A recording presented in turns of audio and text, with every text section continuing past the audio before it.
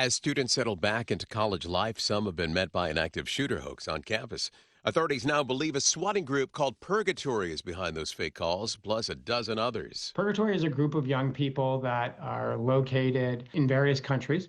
They come together online and they operate as an organized cell, target engaging in swatting for hire or swatting for their own purposes to include gaining notoriety.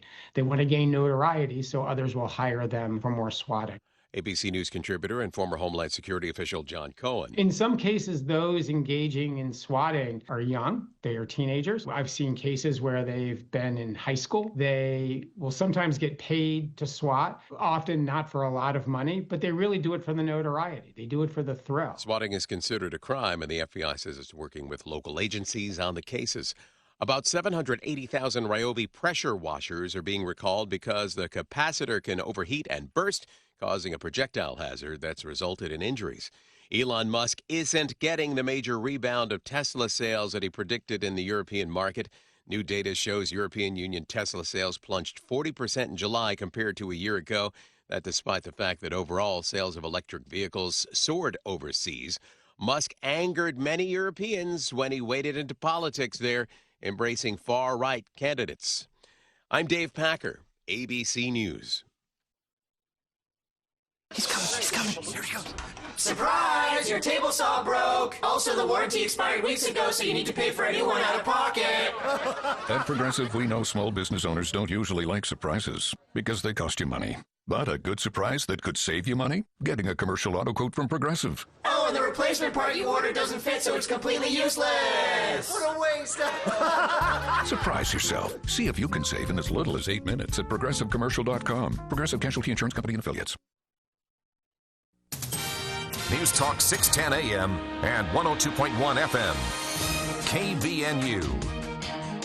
5:05 now, and with your KVNU News headlines, I'm Will Feelright. Well, thousands gathered to honor Tremont and Garland police officer Eric Estrada earlier today, who was killed in the line of duty almost 2 weeks ago. He, along with Sergeant Lee Sorensen, were shot and killed while responding to a domestic violence call in Tremont on August 17th. Now, law enforcement from throughout the state and other parts of the country joined family, friends, and community members for today's funeral at the USU D. Glenn Smith Spectrum. Now, throughout the service, family members remembered Estrada as being one of a kind, while Tremont and Garland Police Chief Dustin Cordova said he was proud and honored to serve with Officer Estrada. He remembered how the department's newest policeman would light up a room with a smile, humor, and the way that he cared about people. Eric didn't just wear a badge, he embodied what it stands for. He put others before himself, he worked hard, and he loved deeply. And when the moment of truth came, he did what true heroes do. He ran towards danger to save his brother. Now, several slideshows were broadcast during the 60-minute service, showing Estrada growing up in his family and raising his 2 children with his wife. Now, during his remarks before the completion of the service, Governor Spencer Cox talked about one of the family photos he had seen of Eric, showing the dad laying in a crib with his daughter. He also talked about how the fallen officer not only loved his family and friends, but complete strangers that he served. See, I think that's the greatest love of all. And I don't know that there are many of us in this world that would do that. Except today, as I look around this room, I'm in a room full of people who every single day are willing to lay down their lives, not just for their friends, but for perfect strangers, for some of us who don't deserve it. And I'm humbled and grateful that Eric Estrada was one of those people. Now, following the funeral service, Estrada's flag-draped casket was carried in a procession to the Logan City Cemetery for a family burial service. Now, Sergeant Lee Sorensen's funeral will be held tomorrow, also in the Spectrum, beginning at 10 o'clock. Law enforcement is advising that there will be a very large procession following that funeral, as the funeral procession will go from the Spectrum down 10th North over to 10th West, and then south on 10th West out to Valley View Highway. And law enforcement saying that that procession could likely be possibly up to an hour long in delays. And so they are advising motorists to plan ahead if you do have to travel between about 11 o'clock and 1 o'clock. that you try to plan ahead, as that procession could likely pretty much cut off almost all north and southbound traffic through the city. Well, students at Judge Memorial Catholic High School in Salt Lake City received an unusual announcement yesterday following a fatal school shooting that had happened in Minneapolis. Principal Patrick Lambert addressed the students over the intercom, informing them of the shooting that had left 2 children dead and 17 people injured at Annunciation Catholic School. Now, Lambert called it unimaginable, and he said that he wants his students to know, though, that their school is a safe place. He said, "I think we can strengthen each other by knowing that we are able to support one another during this devastation." And a man has been arrested after he allegedly set fire to 3 Utah Transit Authority vans in Midvale. Luke Harrison Smith, a 42-year-old, was booked into the Salt Lake County Metro Jail on 3 counts of second-degree felony arson. Now, according to a police affidavit, UTA surveillance cameras had captured Smith entering a Trax parking lot and then standing near a van before flames appeared moments later. Now, he allegedly ran from the area and was taken into custody by officers without incident. Now, no one else was in the vicinity of the vehicles at the time. The affidavit states that Smith was also a suspect in a burglary in Sandy around the same time and poses a significant threat to the public. Well, we'll see mostly clear skies overnight tonight, and it will get a little cooler. Temperature is expected to be down into the low 50s overnight as we head into the next couple of days, as we'll have mostly clear skies tomorrow into Saturday and Sunday, as temperatures are going to gradually start warming back up. By Labor Day, temperatures expected to be around the high 80s. And weather this hour is brought to you by Quality First Insurance. When it comes to insuring your business, taking care of your employee benefit package, if you need options, you need Matt Robbins with Quality First Insurance. Give him a call at 752-0101. And with your KVNU News headlines, I'm Will Feelright. Summer has been rough, with insects taking over. Grasshoppers have come in like a wrecking ball, eating our gardens, bushes, and flower beds. Logan Extermination can help with a spray and bait treatment that will help eradicate those hoppers. Earwigs and wasps are also starting to make their mark, while spiders are letting us know that winter is near and they're already trying to move inside. Call Logan Extermination today to schedule your insect treatment and protect your home and property. Logan Extermination, 752-8450. 610 AM and 102.1 FM. News Talk KVNU. Don't let a breakdown leave you stranded in this brutal summer heat. Amco Transmissions can fix it before it fails. Transmissions, AC, brakes, the works. Their expert techs will keep you cool, safe, and back on the road fast. Don't wait till it's too late. Drive into Amco today and beat the heat before it beats your car. 75 East, 2000 North, or call 752-1940. Amco, AA MCO.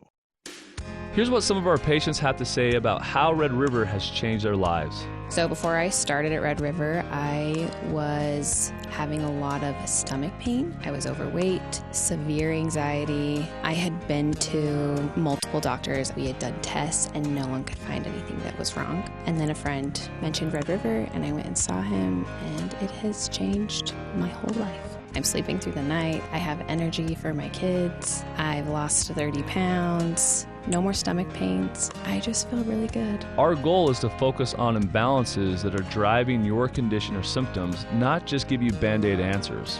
So when a patient comes to our office, we'll sit down with them extensively and go over their blood work to find out the underlying imbalances driving their symptoms. Call Red River Health and Wellness at 855-55-RIVER. with offices in Logan, South Jordan, Springville, and St. George. Call Red River today.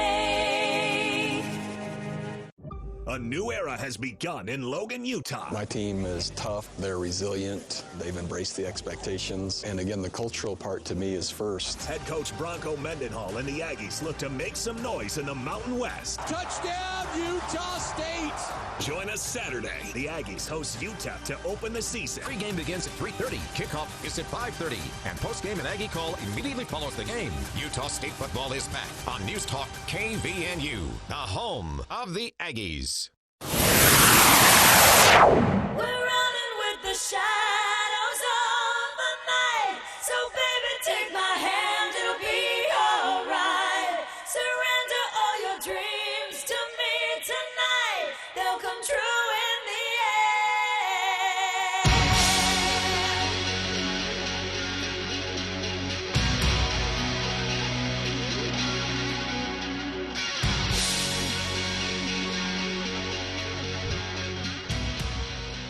Welcome back to KVN News for the People. Hour 2 of today's show. 77 degrees here at 5 in the afternoon. A little warmer than we started, but still nice and still headed warmer into the weekend. We did have a listener question that a listener wanted to know if there was a way to listen to the broadcast of the Estrada funeral this morning. They'd missed it during the live broadcast. There isn't right now. I'll look into that. I'll let everyone know if we are able to do something with that. But we are broadcasting tomorrow at 10. There's, of course, the second funeral. That's also at 10 a.m. at the Spectrum.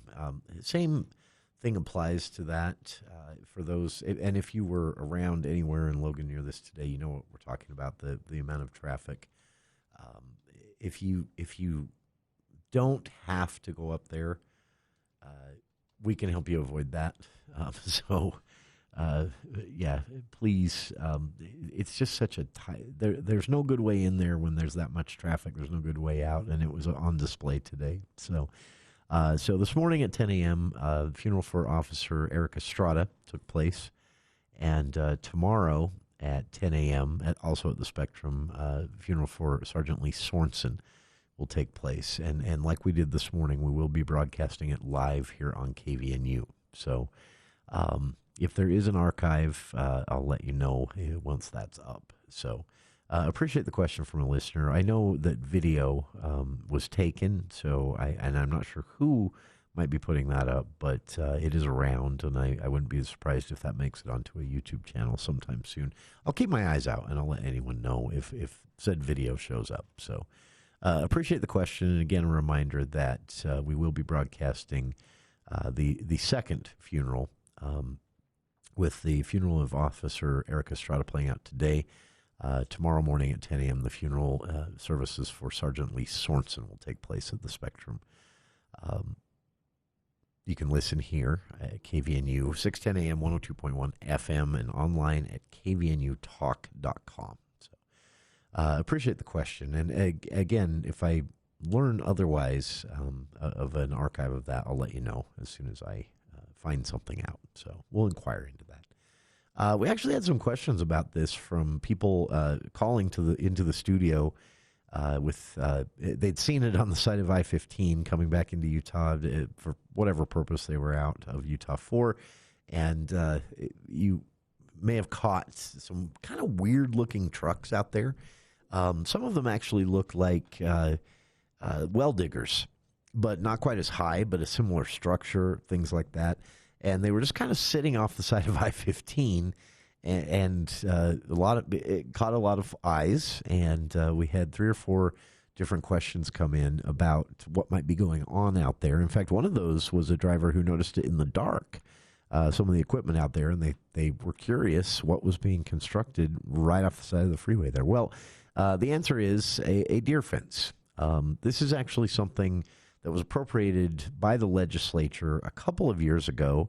And then last year, the Utah Division of Wildlife Resources took some of that money and installed about 10 miles of what they call wildlife exclusion fencing along I-15 in Box Elder County.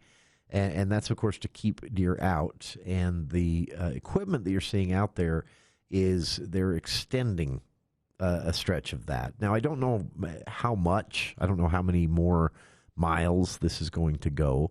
But I do know that the DWR has referred to this as Utah has several hot spots where wildlife and traffic are meeting with each other frequently to the absolute detriment of wildlife, usually results in death of the deer or whatever it might be, and oftentimes extensive damage to a vehicle or even a commercial truck.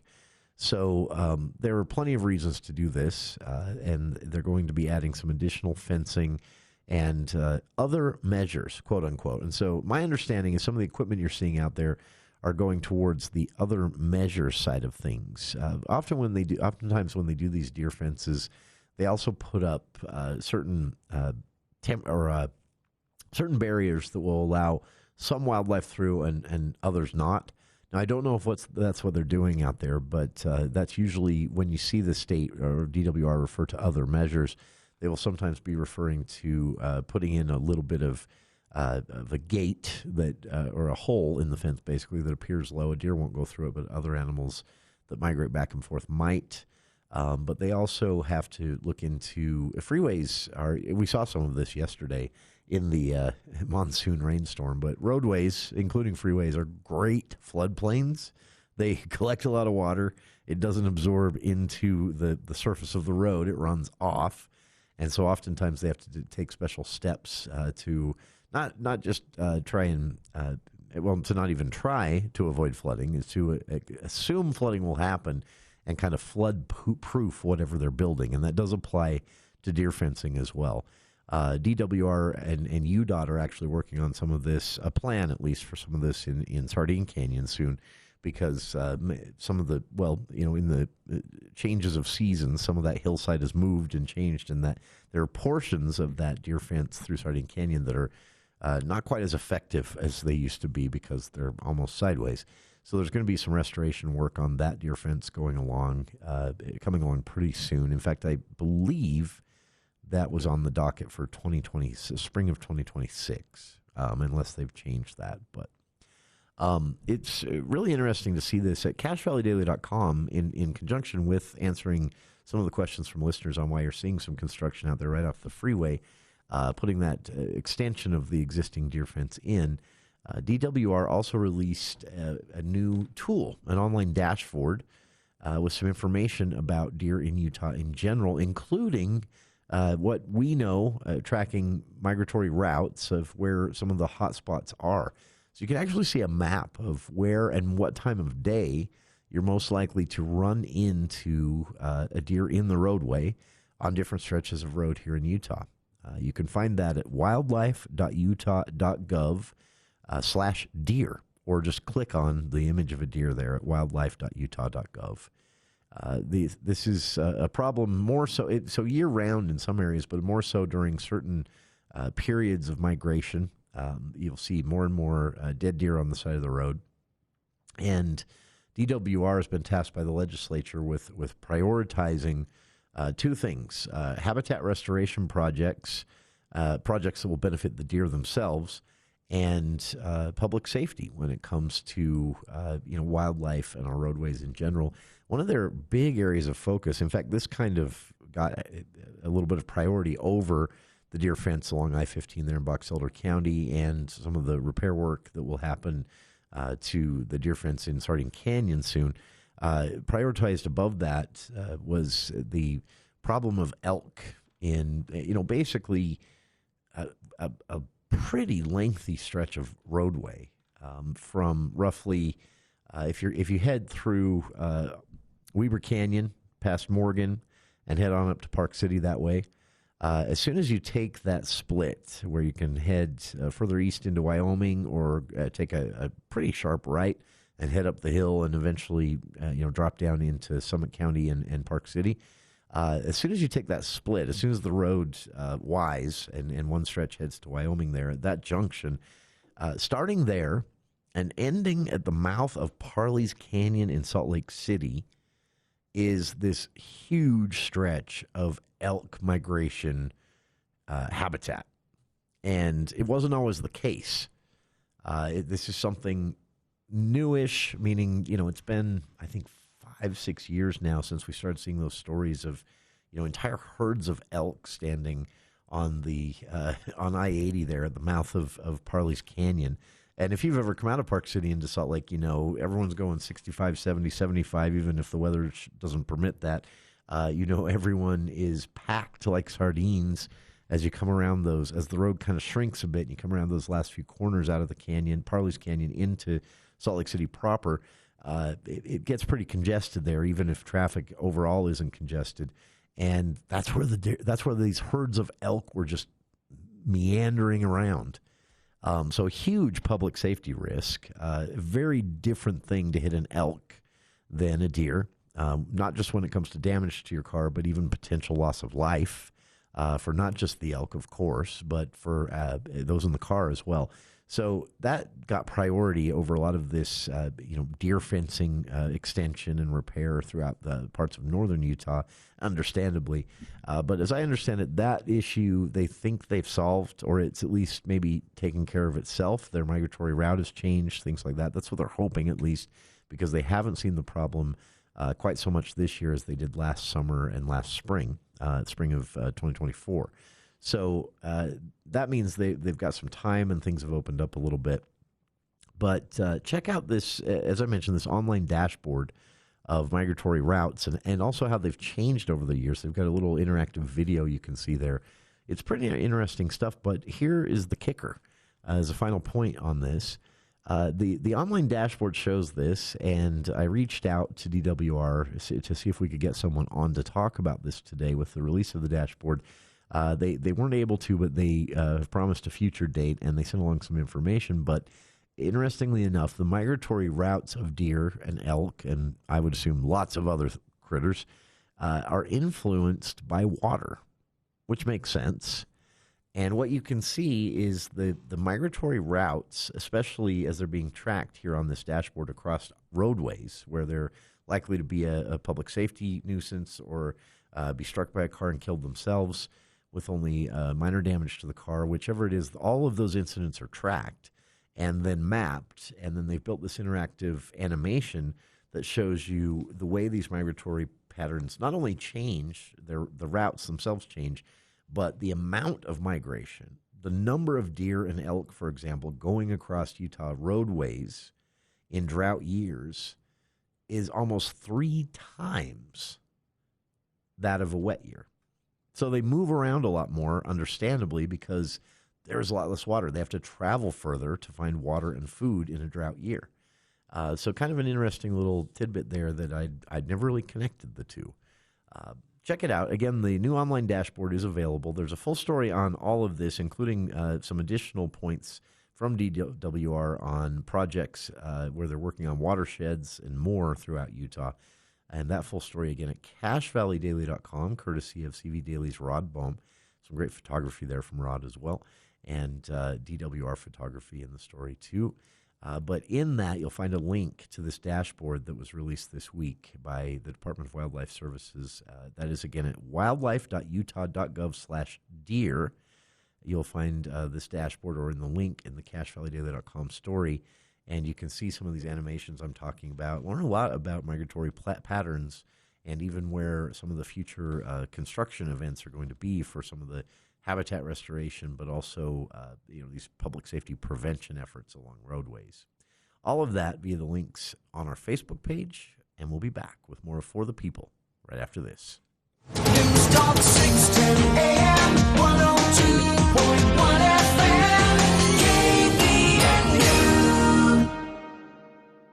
Tee it high and let it fly for a great cause. The annual Patriot Day Golf Tournament hosted by the Cache Valley Chamber of Commerce is back Friday, September 12th at Logan River Golf Course. Grab your favorite golfing buddy and sign up to enjoy a day on the green with door prizes, patriotism, and a powerful purpose. Proceeds support a local veterans organization. Spots fill fast, so swing into action and secure your team today. Visit CacheChamber.com to register. That's CacheChamber.com. Let's drive it home for those who've served. Every 36 seconds, a vehicle is stolen in the United States. You have the power to protect your car. Remove your valuables, roll up your windows completely, and always lock your doors and take your keys or fob. If you know something about a vehicle theft, call us at 1-800-TEL-NICB. When I grow up, I want to be a new pair of blue jeans. When I grow up, I want to be a kid's first computer. When I grow up, I don't want to be a piece of garbage. And if you recycle me, I won't be. Give your garbage another life. Recycle. Learn how at iwanttoberecycled.org. Brought to you by Keep America Beautiful and the Ad Council. The Ramsey Show. There's this $15 billion company that does food orders, and they've hired Amazon execs who've come in and changed it. Well, one of the warehouse managers got disciplined because a package was not packed in 3 minutes. The employee went to the bathroom. The higher-up comes in the next day and sends an email and says, what are we going to do about this? How do we anticipate this? Gee, I don't know. Not leadership, nannyship. Yeah, this gives me gas. Can't go to the bathroom. Oh, hey, you only have 2 minutes. Dave Ramsey, evenings on KVNU 610 AM and 102.1 FM.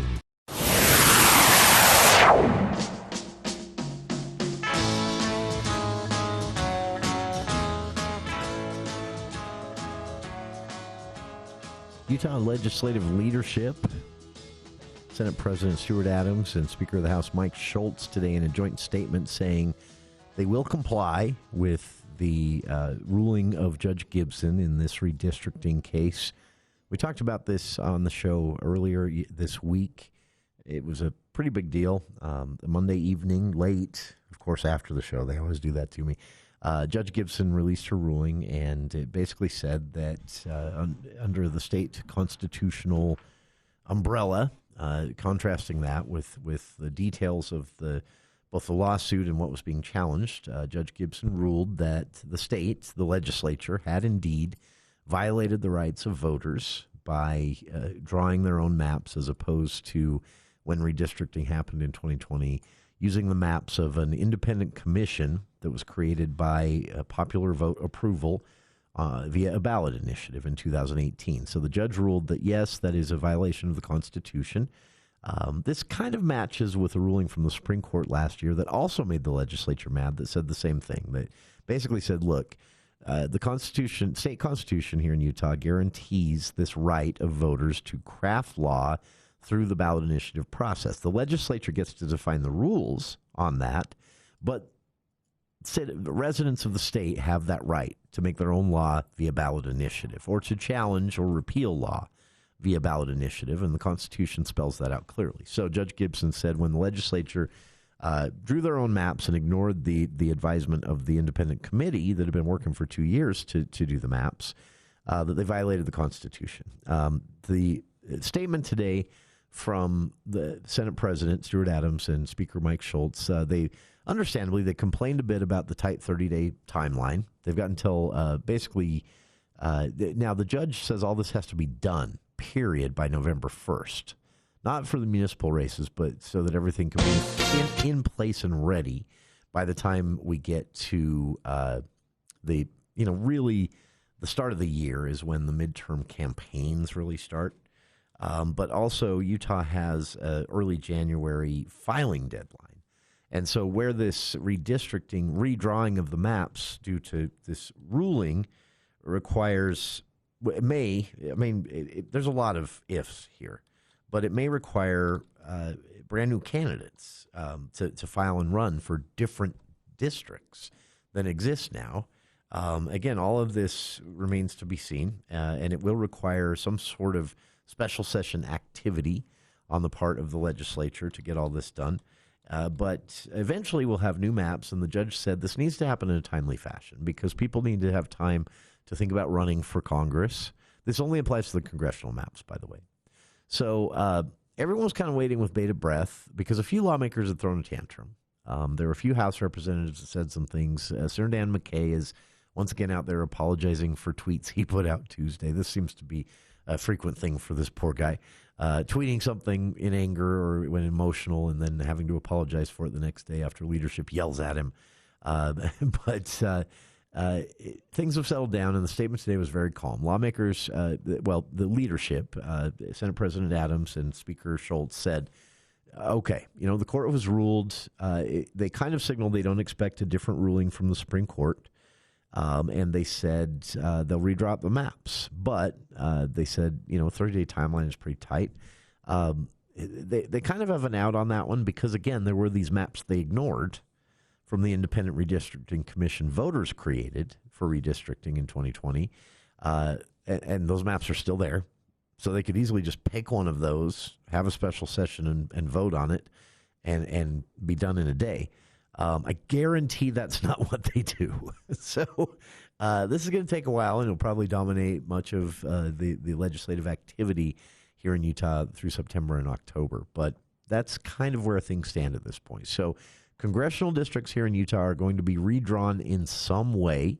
What this means, there are several different options for the legislature. One is to go back to what existed before 2020's redistricting, where you had 3 safe Republican seats and 1 seat that included was mostly made up of Salt Lake City and a few areas surrounding there in Salt Lake County, and that would end up going, of course, to a Democrat. That's one option. They can, slightly less carve up Salt Lake City than their current map, the one they passed in 2020. That's another option. Either way, one potential end result here, and I'm not saying this will happen, but if the legislature decides to play with this a little bit, and they have in the past shown that they're not very happy with courts slapping their hands and telling them no, even though they should accept that because 3 co-equal branches, it's also in the state constitution. The legislature doesn't like being told no. Don't you know who they are? That kind of stuff. There's a chance that they decide to challenge the court a bit on this and see how much they can get away with, and just draw some barely less gerrymandered congressional maps. If that happens, I wouldn't be surprised if the court, now it may not be Judge Gibson at that point, this may actually automatically escalate up to the state Supreme Court, but this has happened several times in other states, 2 red states and 1 blue state just in the last 4 years. The courts have the option to take this over, to say, okay, you won't put the partisan political considerations aside and do redistricting the way it's supposed to be done. The courts will oversee the process at this point. Take it out of the hands of the legislature. Again, that's probably the most extreme way this could end, but it is a possible way this could end. If I had to guess, I would say the legislature will draw some maps that are slightly better, less gerrymandered than the ones they passed, but they won't. And I think there's a credible argument on why they shouldn't also draw a map that returns us to what you saw before 2020's redistricting, where you had that one safe Democratic seat surrounded by a sea of red, though the state does actually look like that. I don't think the legislature, to meet the demands of the court and do redistricting right, do the maps right, I think they can do it in a way without just going back to where we were before. So I doubt that's going to be the outcome, and I also doubt they take it as far as challenging the court and risking the court taking over the process. So somewhere in between those two, but it's all going to be playing out over the next month. No date announced on the special session, but again, Speaker of the House and Senate President today in a joint statement saying the Utah legislature will comply with the court's order, acknowledging the court has ruled, and they will get to work redrawing Utah's congressional districts. The nation will be glued to this. The redistricting stuff going on in other states. The Texas wants to redistrict, midway. You're supposed to do it every 10 years. They want to do it after only 5. To get some additional Republican seats into the House. California has responded to that, saying, okay, you do it, we'll do it, and we'll cancel out your new Republican seats by adding more Democrats. Well, now there's, I think, 9 states that have been a part of this tit for tat. Luckily, Utah hasn't been yet. I mean, we already were all Republicans in the House that we were sending to the House. But this redistricting here in Utah, I did the math.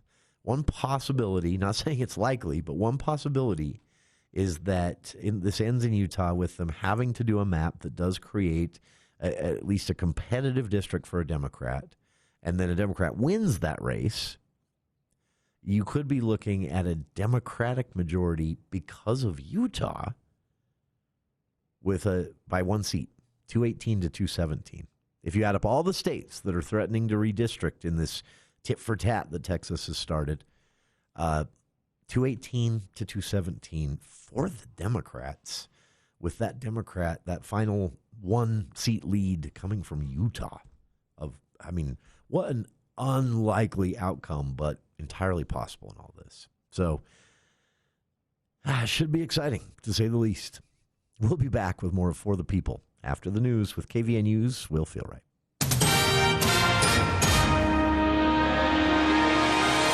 Well, thank you, Jason. Utah State University's football team has announced it'll be honoring the 2 fallen Tremonton police officers this season by wearing a special helmet sticker. Now, starting with Saturday's home opener and season opener against UTEP, the Aggies will be wearing blue ribbons on the back of their helmets in memory of Officer Eric Estrada and Sergeant Lee Sorensen.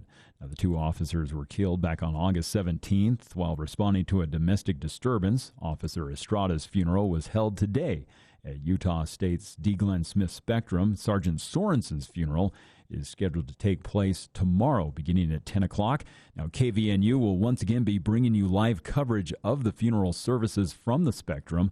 Law enforcement is once again advising motorists to be aware if you are attending the funeral, there is limited parking, and parking has been made available in the Stake Center parking lots of the Church of Jesus Christ of Latter-day Saints north of the football stadium.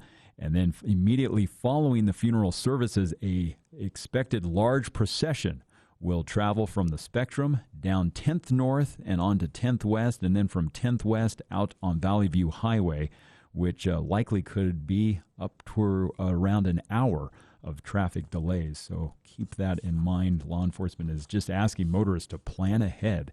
That procession expected to begin sometime around 11:30. Well, President Donald Trump has weighed in on a Utah court's ruling to overturn the state's congressional maps, calling the decision absolutely unconstitutional. Now, in a post on Truth Social, Trump had criticized the radical left judges that he called them, urging Utah's GOP to stay united and to protect its 4 Republican congressmen. Now, the comments came after 3rd District Judge Diana Gibson had ruled on Monday that the legislature had violated voters' rights by drawing maps that unlawfully favored Republicans. Now, while Governor Spencer Cox said he disagreed with the decision, he also said that he stood behind the courts and will follow whatever the courts decide. Well, a Boise man has pleaded guilty to attempted murder for a shooting at the Provo Missionary Training Center 5 years ago. Dallin William Litzter, a 27-year-old, pleaded guilty to attempted murder and 5 counts of felony discharge of a firearm. Now, in his statement supporting the plea, Litzter admitted to firing 9 rounds at an occupied guard station. Now, the guard inside was not hit, but was injured by shattered glass. Now, the shooting occurred back in August of 2020. Police were unable to identify a suspect until 2024, when a deputy in Idaho said that Litzter had admitted to the shooting while being transported to jail for an unrelated crime. Now, Litzter, who was a Utah Valley University student at the time of the incident, is now scheduled to be sentenced coming up on October 7th. And according to a new report, Utah has been ranked 48th out of 50 states for hair care spending. And residents reportedly are spending less on hair care and hair products than the rest of the country. Now, a Wallet Hub study found that the average cost of a man's haircut or woman's shampoo, trim, and blow dry in Utah is just under $74. Now, the study compared these costs with local income levels to see how much people are actually spending. Now, the most expensive states for hair care were Arkansas, Florida, and North Carolina. Now, Wallet Hub suggests that to help reduce costs, they suggest waiting longer between cuts, using coupons, or visiting a beauty school for a lower cost cut. Well, we'll still have a small chance of some isolated thunderstorms through the evening tonight, as temperatures expected to drop into the low 50s, but then more sunny skies expected for tomorrow and into the weekend, as temperatures are going to gradually warm up. High 70s, low 80s tomorrow. And as we head through the Labor Day weekend, by Monday, we'll be in the high 80s. And it's Dr. Keith Nilsson that brings you our news and weather here at the bottom of the hour, offering over 27 years of experience helping to eliminate your knee pain or pain from sports injuries or arthritis. Don't live in pain any longer. Visit Dr. Keith Nilsson. Check out his website at drkeithnilsonortho.com. And I'm Will Feelwright with your KVNU News headlines. ABC News, I'm Dave Packard. Emotions raw in Minneapolis after Wednesday's deadly Catholic school shooting. Officials now reporting 20 victims in all, many of them children, including 2 who were killed. Dr. Tom Clement, CEO of Hennepin Healthcare, says the hospital is caring for 9 of the patients. 6 of those patients are in satisfactory condition. 5 of those patients are children. We have 2 patients in serious condition, 1 adult and 1 child. And we have 1 child in critical condition presently. Law enforcement says the suspect's writings show hatred for virtually everyone except previous mass shooters. Top officials at the CDC resigning after the director, Susan Maneras, was fired, apparently because of a dispute over vaccine policy. CDC staff in Atlanta held a walkout today in support of employees who resigned. Meanwhile, Maneras says she's not leaving. Fed Board Governor Lisa Cook suing President Trump over his attempt to fire her, with a hearing set for tomorrow. This is ABC News. For over a decade, Roof Rescue has been safeguarding your homes with the finest roofing solutions. We understand the value of your time. That's why we're committed to replacing most roofs in just one day. With award-winning service, 100% guaranteed workmanship, and the best warranties in the industry, your watertight peace of mind is guaranteed. Call us today at 435-999-4268 or visit roofrescueusa.com and ask for the $250 off any roof replacement. Financing available? That's roofrescueusa.com. For 100 years, the Murdoch family has served Utah's automotive needs, treating every customer with honesty, dignity, and respect. It's a legacy we're honored to carry forward. During the Hyundai Getaway Sales Event, receive 0% for 5 years plus no payments for 90 days on the Santa Fe and Palisade. And every new Hyundai comes with America's best warranty, a 10-year, 100,000-mile powertrain limited warranty, and owner's assurance. When you walk through our doors, you feel like family. At Murdoch Hyundai in Logan, Linden, and Murray, or online at murdochhyundai.com. Call 888-391-6083 or see dealer for complete details. Offer expires 9/2/25. Prices have been reduced again during Anderson's Seed and Garden Cash and Carry Sale. They've marked down all remaining trees, shrubs, evergreens, and perennials to 40% off. But if you pay with cash, you save an additional 10% off your purchase price during their annual Fall Cash and Carry Sale. That's 50% off a wide selection of top-notch plants in stock. Get them now before they're gone, but hurry while the selection is the best. Anderson's Seed and Garden, 69 West Center, Logan. Grow something amazing. Cash in on beauty today.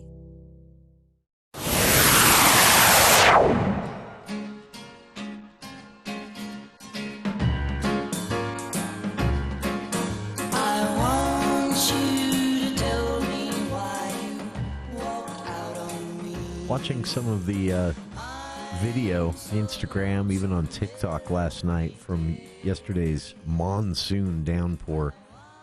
Some parts of the state reported in a really brief storm, lasting at most maybe 15, 20 minutes. Some parts of the state reported more than 3 inches of rain. Far West, video out of Far West from residents there of people walking through knee-deep, and in some areas, certain cul-de-sacs, almost waist-deep water. And this is just rain runoff coming down the street and pooling in certain areas. We had some temporary flooding in certain intersections due to, plugged culverts and things like that here in Logan, but otherwise not too bad. Box Elder County just hammered. This was a surprise to me, though. I also caught this video while looking around on social media for some of this last night, but I see this. I thought it was fake at first, but I see this video on Instagram. Someone's reel out of Provo of a meeting house of the Church of Jesus Christ of Latter-day Saints with what easily looks like about 5 feet of mud pushed up against its east side. It's up on the hillside in the foothills there near Slate Canyon in Provo. And I thought, no, that's fake. We got a lot of rain. We didn't get that kind of mudslide rain. No, it's real. This apparently happened, I'm not familiar with the area, but apparently happened on Nevada Avenue and Slate Canyon Drive in Provo. And this was actually due to the second bout of thunderstorms we got last night.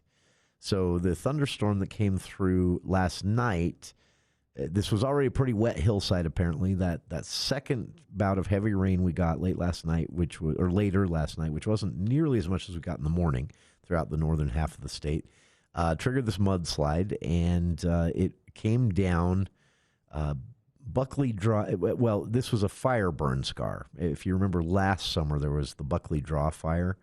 There was a fire near the area, and then just recently they had the Buckley Draw fire. Well, that burn scar, so fresh, fire's out at this point, but it was so fresh that it was just a catastrophe waiting to happen. And you have to see some of these photos from local news agencies there in the area, Salt Lake City News, but also residents posting them. There is a red sedan of some kind. I can't see the make, but it is mud up to the doors. It was parked on the street, but now it's got mud up to its doors in this photo. And then behind that, you see the meeting house, the eastern wall of the meeting house, with mud up. It is actually going above the windows, so a good 4 or 5 feet from the ground, covering the bushes and everything. Just a solid wall of soaking wet mud. The crews that have been working on this since last night when it happened have hauled away about 14,000 tons of mud. That was a report from the Deseret News today. They worked on it overnight, and as of this afternoon, city officials said that a combination of about 960 truckloads running constantly to evacuate 14,000 tons of mud, and they actually believe they'll be opening the street soon. And they don't know yet if there's any permanent damage to that meeting house.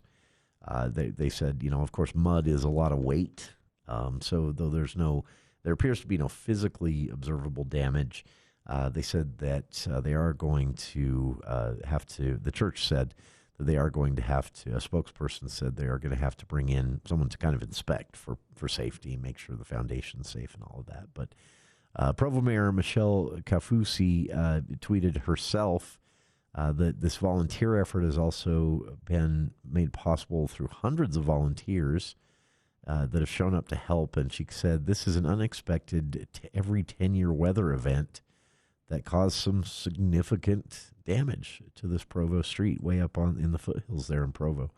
And Slate Canyon Drive, they said, will probably reopen later on tonight.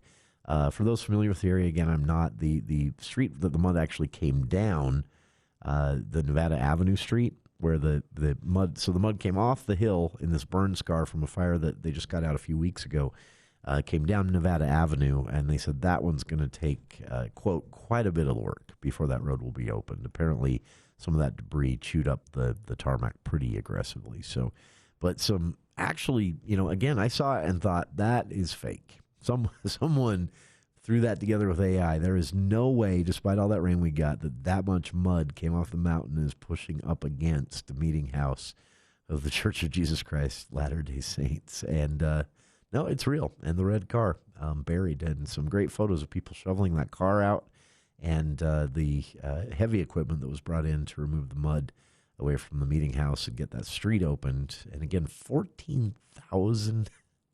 That is just mind-blowing to even think of it. 960 truckloads and 14,000 tons of mud.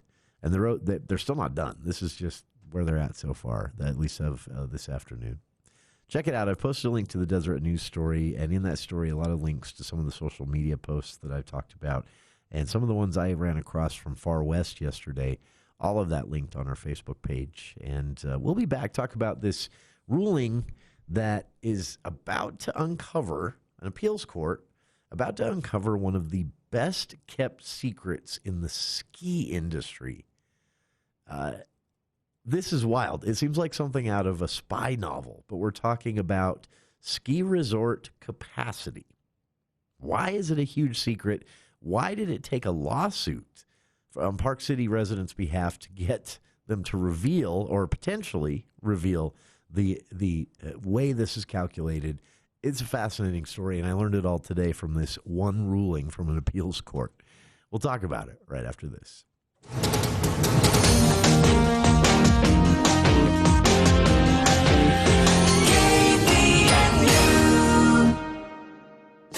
Did your discount power tool give up on you again?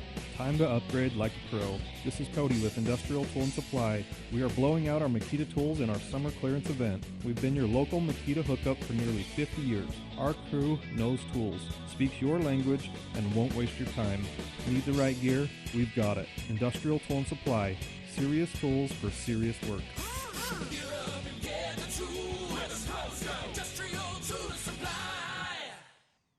Tire prices got you in a tailspin? Take a deep breath, because Discount Tire and Automotive has your back with their 49th anniversary sale. Right now, save up to $249 with a free alignment when you buy any 4 Michelin tires, or save up to $189 with a free alignment when you buy any 4 BF Goodrich tires. That's real savings on the brands you trust. And we're making it easier than ever to get the tires you need with flexible financing options like 12 months no interest, layaway, and no credit check financing. Don't forget, you're always protected by our guaranteed lowest tire prices, period. No gimmicks, just honest deals from the team you trust. Book your service or shop online anytime at webtires.net, or swing by Discount Tire and Automotive, celebrating 49 years of savings and service with 3 convenient locations in Logan, Providence, and Smithfield. Discount Tire, so much more than a tire store. This is Ryan at My Mattress. Thank you for the overwhelming response so far for our Labor Day sale this year. Purple and Tempur-Pedic are up to $1,500 off, $99 twins and $399 queens, plus 5 years no interest financing available. We've been here 15 years, offering our 90-day sleep guarantee and 90-day price guarantee. Price, quality, service. Try finding even 2 of those online. Come into My Mattress today. The Labor Day sale. Isn't it time to sleep exceptionally? Only at My Mattress. A new era has begun in Logan, Utah. My team is tough. They're resilient. They've embraced the expectations. And again, the cultural part to me is first. Head coach Bronco Mendenhall and the Aggies look to make some noise in the Mountain West. Touchdown, Utah State! Join us Saturday. The Aggies host UTEP to open the season. Pregame begins at 3:30. Kickoff is at 5:30. And postgame and Aggie call immediately follows the game. Utah State football is back on News Talk KVNU, the home of the Aggies.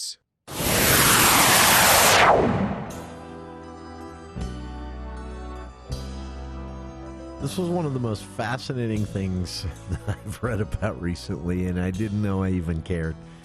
The story in the Salt Lake Tribune today about an appeals court ruling that basically says that the Park City Mountain Resort must share with the Park City Planning Commission, after residents challenged the resort on this via a lawsuit, their secret formula for capacity.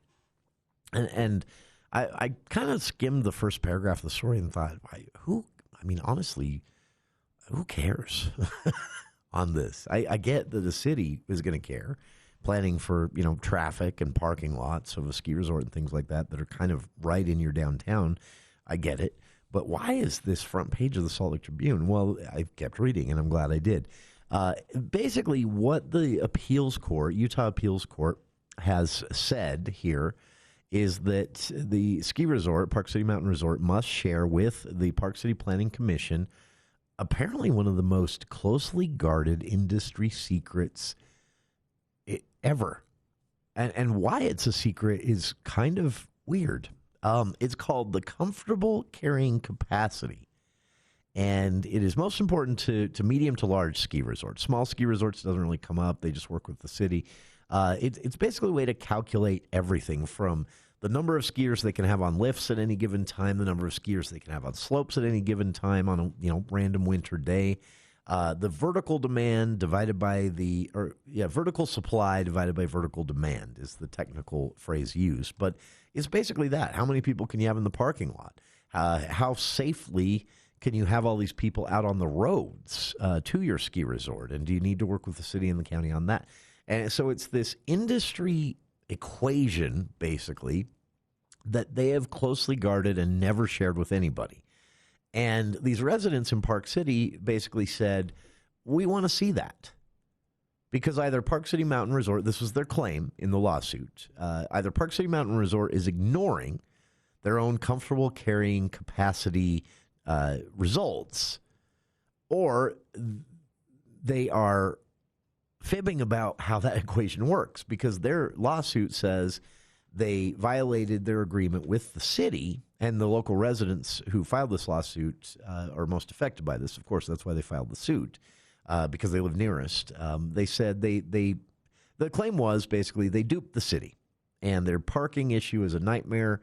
They have far more people on the hill than they can actually support. It is unsafe. It's affecting residents nearby. It's clogging roadways frequently 4 or 5 times a day. There is no way that the comfortable carrying capacity is a good equation that actually works to promote public safety and enjoyment of the skiers.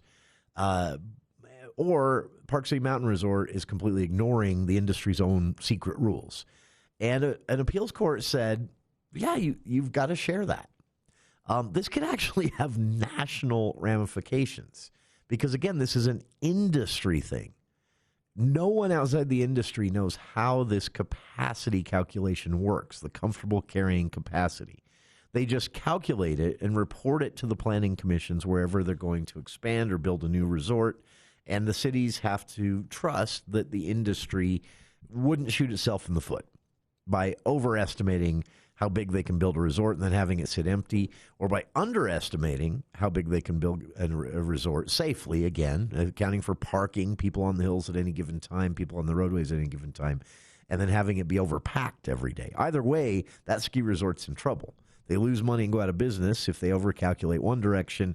They're in trouble with the city, the Department of Public Safety, law enforcement, everybody, if they overcalculate in the other direction. So everybody's just trusted them on this, but they've never had to share it. And it's considered an industry secret. This lawsuit today says you've got to share it with Park City Planning Commission. They need to be able to question this capacity calculation and determine whether or not you violated the agreement with the city in your conditional use permit. And the appeals court said, get it done fast. This opens up something that's never been known before, and the potential national ramifications come in the form of every city out there attached to, surrounded by, or even nearby a ski resort is now going to want to see this, how this is calculated by the industry, by the skiing industry itself, the resorts themselves, and whether or not they also got fibbed to in their approval of conditional use permits. This could be huge. We could be seeing, like dominoes, story after story after story. I don't know what cities do to make good with residents if they approve to commit on faulty data that was presented by the resorts. But either way, this is going to be interesting, and I guarantee you this is years in court. But again, a Utah appeals court today with a single ruling opened the entire can of worms. It's going to be fun to watch. Check it out. I've linked to the industry's own description of the capacity calculation process that is super secret again for some reason on our Facebook page. That's our show for today. Stick around. Dave Ramsey is next here on KVNU Logan.